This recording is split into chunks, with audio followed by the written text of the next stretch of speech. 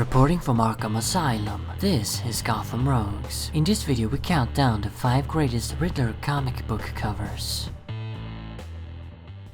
It's time to again take a look at some comic book covers, something which we haven't done in quite a while. I've talked about how I think Two-Face, Joker and Scarecrow have great visual designs. In fact, among the greatest designs of all fictional characters. But Riddler has a really good look too. I've always liked the bright green and all those question marks. It's an eye-popping design that easily stands out. So naturally Enigma is another character who's great for covers. Anyway, enough of this introduction and let's get to the list instead. Number 5. Harley Quinn number 6. The cover to the 6th issue, obviously, of Harley's first ongoing book. It was published in 2001 and the art was done by Terry Dodson. Yeah, so the main focus here is on Harley actually, with Enigma being in the background as kind of a silhouette. Yet the cover is very much dominated by Riddler, as the entire image is covered in green and question marks. It's like a Riddlerized Harley cover, like he just came in there and spray painted it with his trademark, hijacking an issue of her series. This is what I like about it, and I also love how Enigma looks, like an abstract, mysterious shadow. It's taking the whole Enigma concept of the character quite literally, and that's a cool idea. Harley herself also looks great, of course. It's the classic jester design, and Terry Dodson is my favorite Harley artist, not counting Bruce Timm of course. Overall, a very eye-popping cover with a cool visual take on Riddler. Number 4. Batman 171. Published in 1965, this cover was done by the Silver Age master Carmine Infantino. Yeah, this one shouldn't really come as a surprise, as you know I love retro artwork. This is another typical example of old comic book covers being windows into some colorful and fantastical world. Just look at what's going on here. Just what is going on here? It's just crazy and makes no sense. Batman and Robin are punching Enigma, causing him to bounce around like a top, while he's laughing mockingly at the dynamic duo. It's a wacky scenario that makes you really want to pick this book up and read his story to find out what the deal is here, which is the marketing strategy they used with comics back then. It's an awesomely zany cover and I love the bright, vibrant colors, the pink background, the green of Riddler's outfit, and the blue of Batman's cape and cowl. Number 3. Batman 454.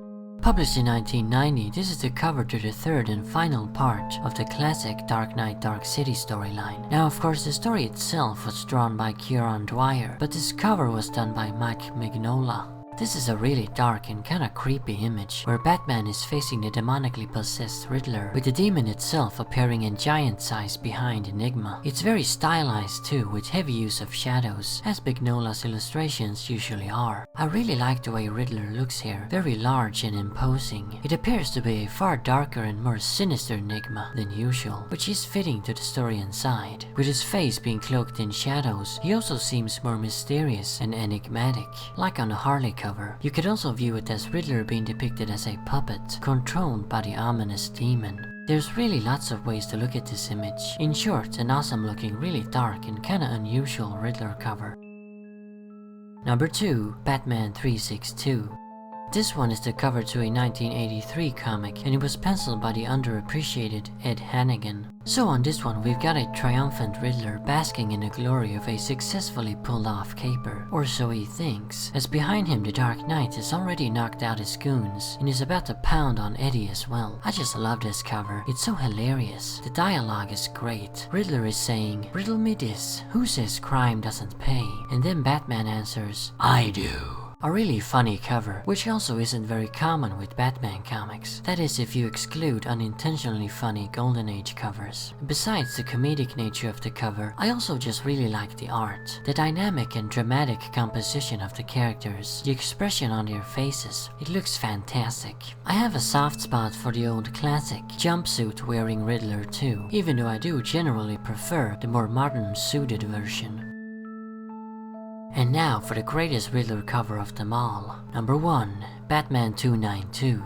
So this one is the cover to the second part of the classic 1977 story where we view the night Batman was killed, and it was drawn by the magnificent Jim Aparo. Basically it's the opposite of the previous one, where Riddler was beaten by Batman. On this one we've got the Riddler triumphant, standing in a smoking crater with the bright moon in the background, boldly exhibiting the remains of the Dark Knight. It's just an awesome cover, so dynamic and moody. I really like the darker colors of it. This image has some pretty violent implications too, that Batman's been blown up.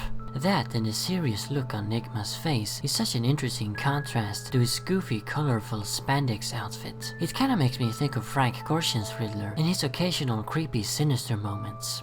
I love Silver Age covers, but I love Bronze Age covers just as much, if not even more, and this one is definitely one of the finest from that era.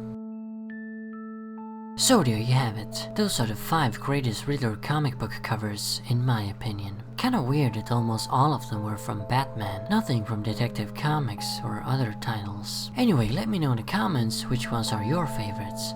And as always, remember, Arkham Asylum awaits you in the next video.